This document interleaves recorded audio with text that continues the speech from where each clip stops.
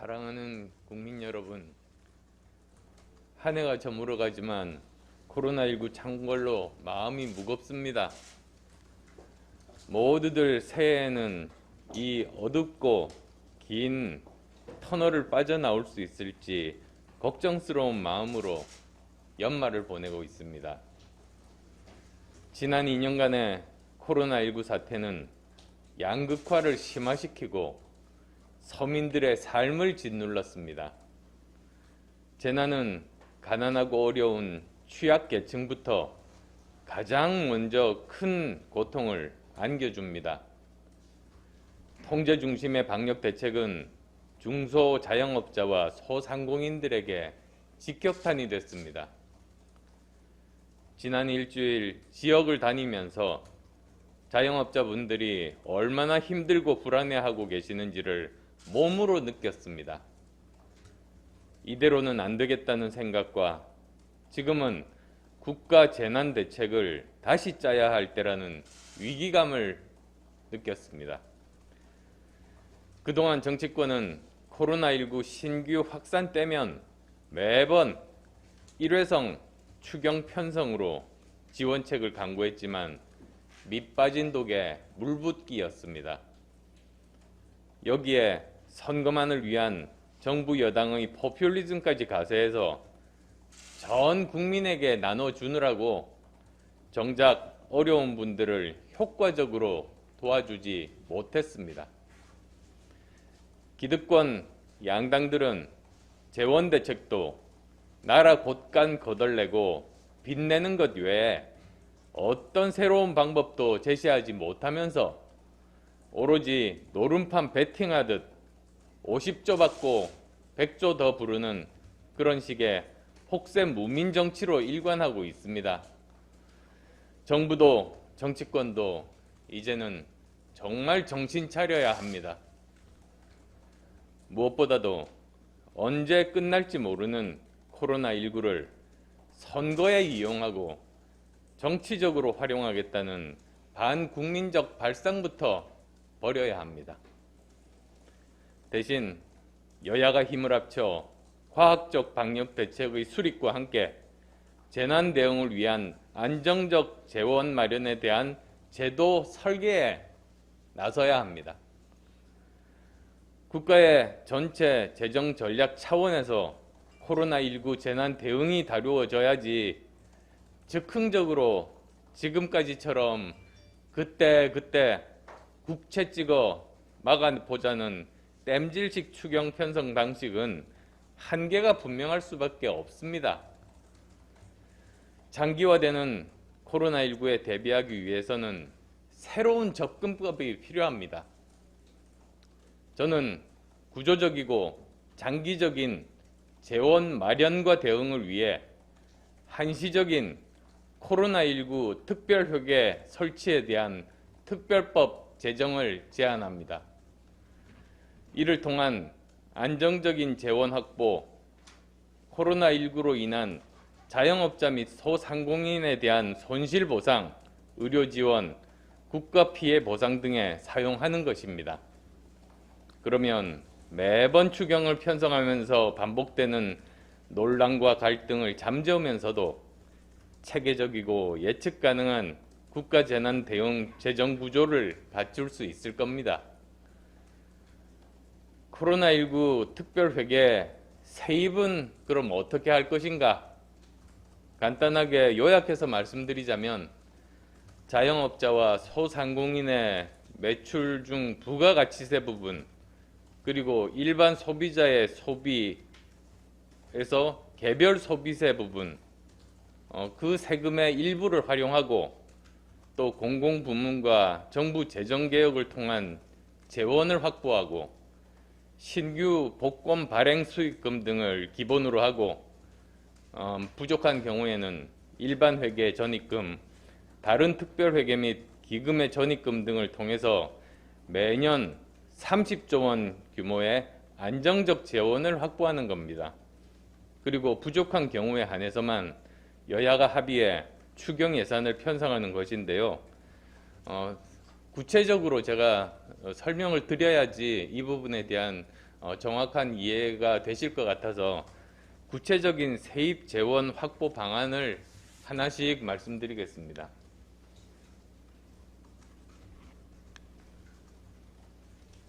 첫째로 부가가치세의 10%와 개별 소비세의 10%를 기본 세입 재원으로 삼아 매년 7조 원, 5년간은 35조 원 이상을 확보할 수 있습니다. 코로나19로 인한 주 피해 계층은 자영업자와 소상공인입니다. 그렇다면 이분들 업장에서 발생하는 매출 세원의 10%와 일반 국민의 간접세인 개별 소비세 일부를 이분들의 고통을 완화시키는데 한시적으로 사용하는 것은 무리가 없을 겁니다. 부가가치세는 2019년 70조 8천억 원, 2020년은 64조 9천억 원이었습니다. 또 개별 소비세는 2019년 9조 7천억 원, 2020년 9조 2천억 원이었습니다. 그래서 모두 합해서 10% 정도를 계산해 보면 매년 7조 원 이상의 세입 재원을 확보할 수 있습니다. 물론 부가가치세와 개별 소비세는 목적세가 아닌 보통세입니다. 특별회계에서 편입해 사용하려면 체계의 한시적인 임시 조정이 필요합니다. 그러나 지금은 비상 상황인 만큼 상황에 맞게 한시적인 특별 조치가 필요하다고 봅니다. 둘째로 정부 지출 구조조정을 통해서 매년 약 10조 원, 5년간 50조 원을 마련하는 겁니다. 정부 재정 사업을 평가해서 효과성 및 효율성이 낮은 사업에 대한 강도 높은 지출 구조 조정을 단행해야 합니다. 부서 운영비나 업무 추진비 등 경상 경비 축소하고 민간 보조나 출연금 정비 등으로 중앙정부가 긴축 재정에 나서고 지방자치단체가 따르도록 해야 합니다. 경직성 예산을 제외한 재량 사업비가 300조 원 정도인데요. 이 중에 5%만 구조조정하더라도 15조 원을 만들 수가 있으니 제가 말씀드린 10조 원 마련 충분히 가능하다고 생각합니다. 그리고 또 이미 정부가 지출구조 혁신으로 사업비 10조 원을 조정한 실적이 있다고 밝힌 바가 있습니다. 그러니까 가능한 일이죠. 따라서 차기 정부가 재정 절감 및 혁신 의지만 있다면 충분히 가능한 일이라고 생각합니다. 자, 세 번째입니다. 정부 인력에 대한 자연적인 구조조정을 통해서 매년 3조 원, 5년간 15조 원 이상을 확보할 수가 있습니다. 2022년 중앙정부 공무원 수가 75만 명을 넘을 것으로 추산되고 있습니다. 비교를 해보면 문재인 정부 출범 당시에는 공무원 수가 63만 1380명이었습니다. 5년 만에 12만 명 정도가 늘어난 겁니다. 중앙정부 공무원 인건비도 문정부 출범 시에 33조 4천억 원이었는데 지금 7조 6천억 원이 증가한 41조 원에 이르고 있습니다. 그래서 자연퇴직 인력 그리고 신규 채용 규모의 조정 등 점진적 구조조정을 통해 공무원 수를 문재인 정부 이전으로 되돌려 놓는 것을 목표로 삼고 또 그 과정에서 감축된 예산을 코로나19 특별회계 재원으로 사용할 수 있는 겁니다. 네 번째입니다. 기업이 참여하는 민관합동 조세특례 평가위원회를 구성해서 조세제한 특례법상의 불필요한 조세특례를 일몰시키고 개별세법상 조세감면 정비를 통해서 매년 5조 원, 5년간 25조 원 이상을 만들어낼 수 있습니다. 문재인 정부의 기업 국세 감면액은 2017년 39조 7천억 원에서 2021년 56조 8천억 원으로 전망되어 연평균 9.4% 증가할 겁니다. 이게 어느 정도인가? 이게 국세 감면율 법정 한도를 초과하는 정도입니다. 최근 3년 연속으로 국세 감면율이 법정 한도를 초과해서 정상적인 재정이 운영되지 않은 겁니다.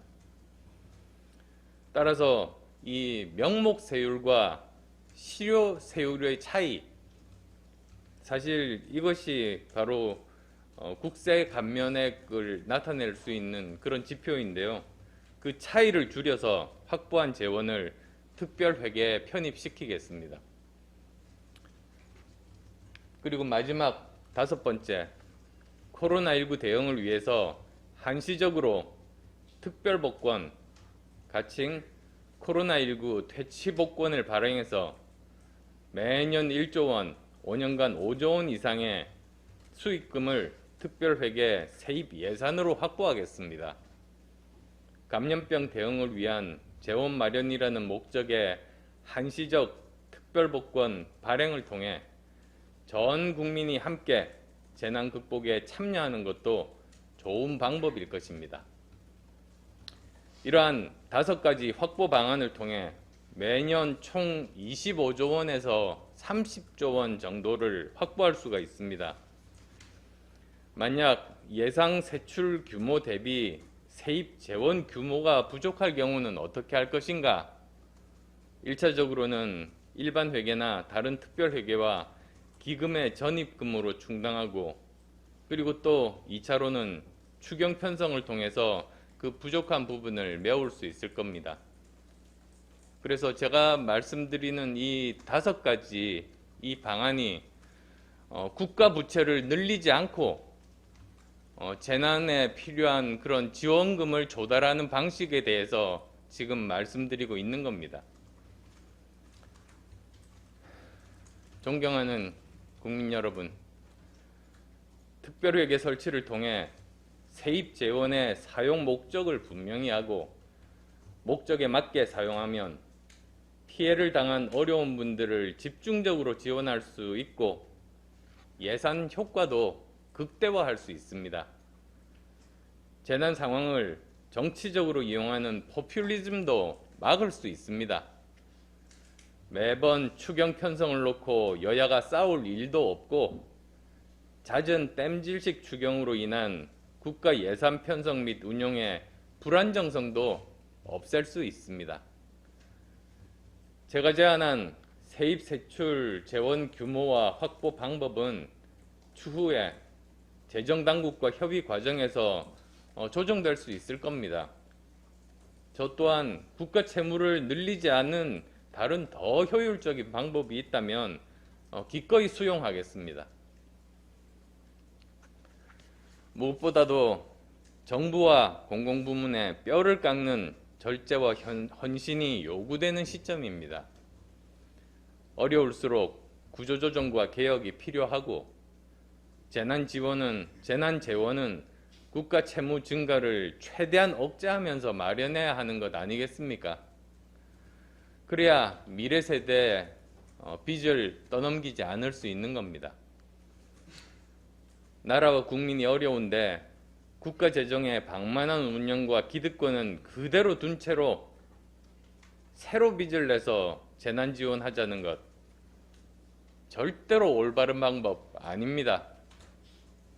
우리 청년들 어깨에 감당할 수 없는 짐을 지우는 해서는 안 되는 일입니다. 지금은 효과적인 방역 대책과 함께 피해 계층에 대한 지속 가능한 재난 지원 대책을 만드는 것이 국가 최대의 정책 과제가 되었습니다. 제가 제안한 코로나19 특별회계 설치, 여기에 대한 정치권의 활발한 논의를 부탁드립니다. 선거는 선거고 재난 대응을 위한 여야 협력과 논의는 별도로 진행되어야 하며 때를 따질 이유가 없지 않겠습니까? 저 개인은 물론 특정 정치인이나 세력을 위한 논의가 아니라 국가와 국민 모두를 위한 것이기 때문입니다. 경청해 주셔서 감사합니다. 네, 이상으로 후보님 말씀 마치고 질의응답 시간 갖도록 하겠습니다. 소속과 성명 말씀해 주시고 질문해 주시면 감사하겠습니다. 네, 말씀해 주세요. 네, 뉴스핀 김은지입니다. 그 정부 재정 개혁 중에 공무원 인원수 감축 얘기가 있었는데요.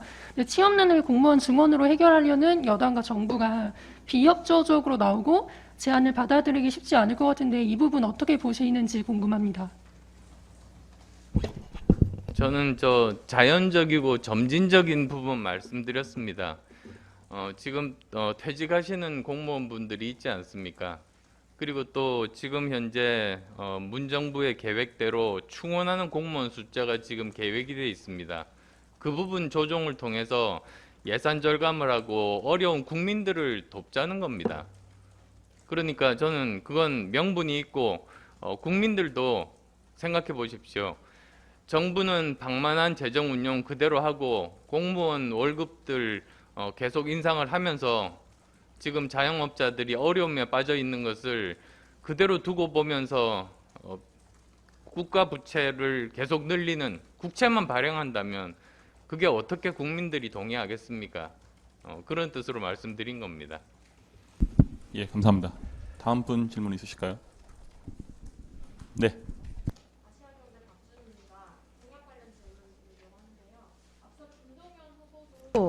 그 300조 재량 지출 구조조정 통해서 30조 원의 손실보상금 마련하자고 제안을 하신 바 있는데 어떻게 보면 좀 비슷한 대안일 수도 있고 아니면 지역구 의원 예산 구조조정을 하자는 점에서는 좀 차이가 있어 보이는데 좀 더 차이가 많습니다. 네, 그 비교해서 어떻게 좀 더 현실성 있다고 보시는지 말씀해 주시면 감사하겠습니다. 예, 저는 제가 말씀드리는 방법이 가장 현실적인 방법이라고 저는 생각합니다. 두 가지로 말씀드릴게요. 우선 첫 번째는 왜 30조인가? 그리고 두 번째는 왜 이렇게 5가지 분야에 대해서 재정 확충을 할 수가 있는가인데요. 첫 번째로 지난 2019년과 2020년 그 부가세 차이를 비교를 해봤습니다. 소상공인들하고 자영업자분들. 그렇게 보니까 손실이 20조 원 정도로 추정이 됐습니다. 근데 그분들 뿐만 아니라 또 여러 가지 병상 확충을 포함해서 우리가 투자해야 될 그런 재난에 투자해야 될 비용들이 많지 않습니까? 그래서 30조 원은 최소한 되어야 된다. 그래서 30조 원이란 숫자가 나온 겁니다. 그 다음에 또 두 번째로는 여러 가지로 이 국가 재정에서 국채를 발행해서 부채를 더 늘리지 않고 지금 벌써 내년에 우리가 인당 GDP 대비 국가 부채가 50%가 지금 넘어가지 않습니까? 사실 저 국제기구에서 공고한 것을 훨씬 지금 넘는 수치이고 여기서 더 나간다면 점점 더 위험한 지경에 빠집니다. 그래서 어떻게 하면 국채 발행 없이 기존의 여러 가지 우리 세제 안에서 이러한 재난 기금을 마련할 수 있을 것인가? 그래서 하나하나 모두 다 분석했습니다. 모든 항목을 다 분석했습니다. 그래서 찾은 것이 제가 오늘 발표에서 말씀드린 그 5가지 분야 그리고 그 각각의 분야에서 전체적인 사업 진행에 무리가 가지 않으면서 우리가 그 마련할 수 있는 이런 긴급 상황에 대한 재원 마련 규모까지 산정해서 전체적으로 30조 원이 나온 겁니다. 더 정확하게 말씀드리면 25조에서 30조 원 정도 됩니다. 네, 감사합니다. 다음 분 계신가요?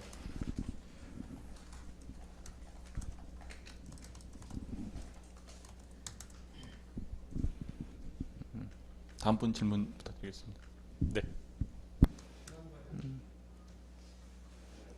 뭐 현안은 제가 또 현장 일정도 있으니까 현안은 그때 하시죠.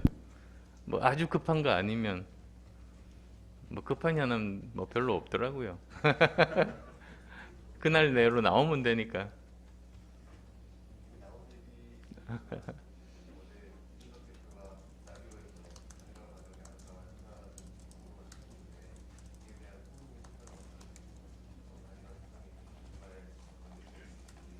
저는 단일화에 대해서 뭐 어떤 고려도 없다고 이미 말씀드렸습니다.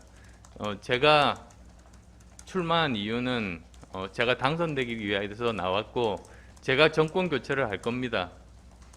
그런 마음이 있으니까 이렇게 아주 상세하게 이제 대통령에 당선된 이후에 이 코로나19 상황을 극복할 수 있는 재원을 어떻게 확보할 것인가 이것을 고민한 것 아니겠습니까? 제가 그런 생각이 없다면 왜 이렇게까지 고민하겠습니까?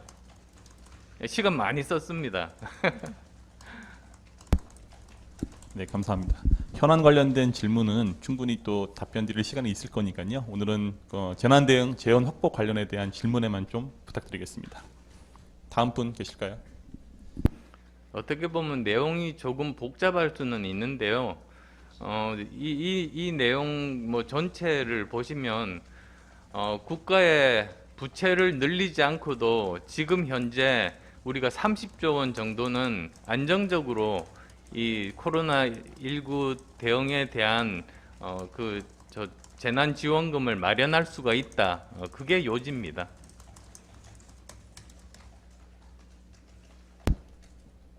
네, 질문 더 없으실까요? 저는 그 공약 말고 이제 지난 일정 관련해서 여쭙고 싶은데요. 최근에 또 지지율이 좀 많이 상승세에 있으신데 대구나 부산 그리고 경기 일정을 다녀오셨는데 혹시 현장 바닥 민심의 좀 변화를 체감하셨는지 궁금합니다. 제가 다니는 곳마다 사실 인터넷 라이브로 생방송을 했습니다. 그게 뭐 저희 그 페이지에 유튜브 페이지에 다 나와 있습니다만 시민분들께서 굉장히 기대를 많이 하고 계십니다.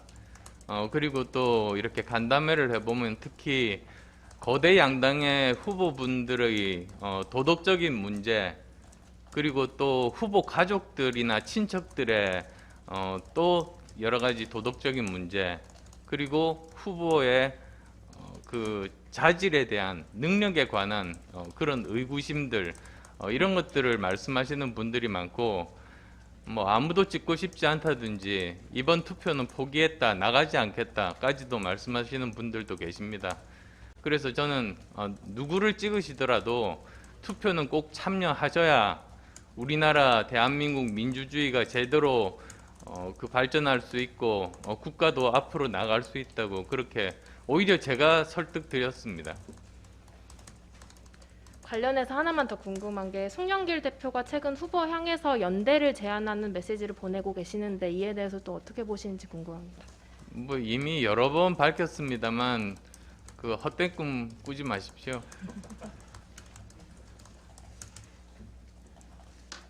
네, 아시아투데이 기자입니다. 지금 코로나19 사태가 전량화가 위기 상황이라고 하는데 재난지원금 규모를 30조 원으로 충분하다고 보시는지 일단 의문이 들고요.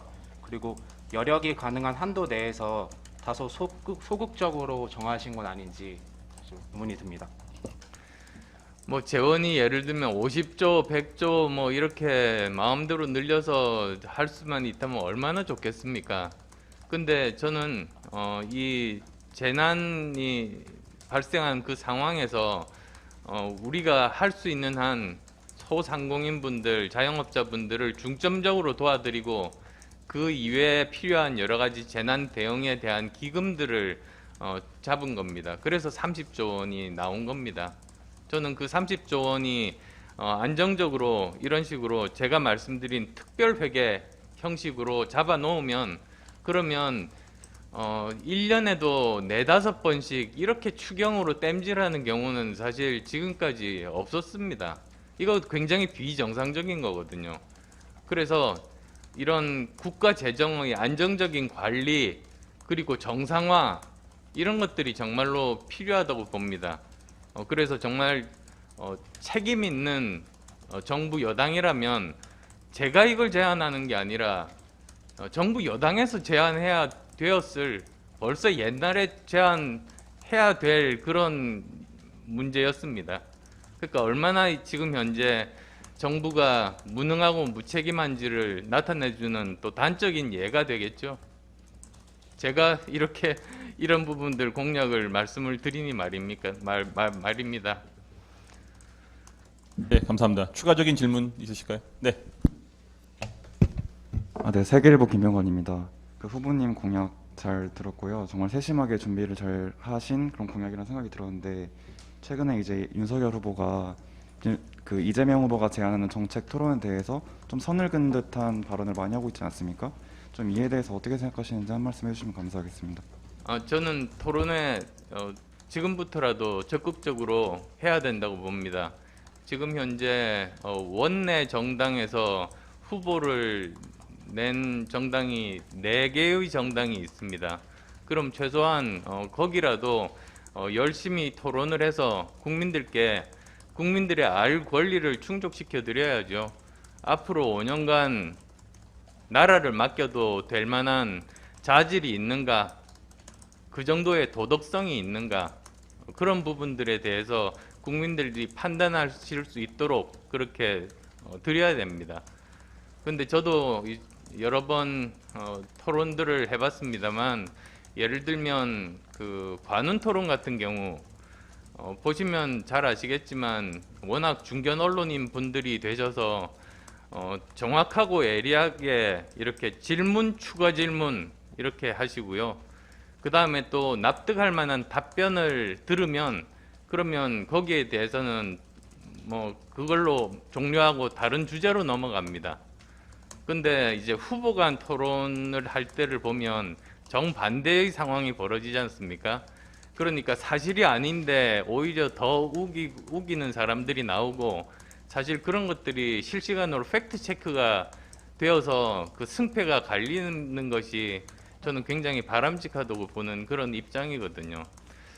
뭐 그런 게 기술적으로 불가능하지는 않으니까 그런 것도 이번 대선에서는 국민들께 판단 기준을 제대로 이렇게 드리는 차원에서도 저는 그 검토해 볼 만한 사안이다, 그렇게 생각합니다. 네, 감사합니다. 후보님 다음 또 일정 관계로 이상 기자회견을 마치겠습니다. 참석해 주신 언론님께 감사드립니다. 예, 수고하셨습니다.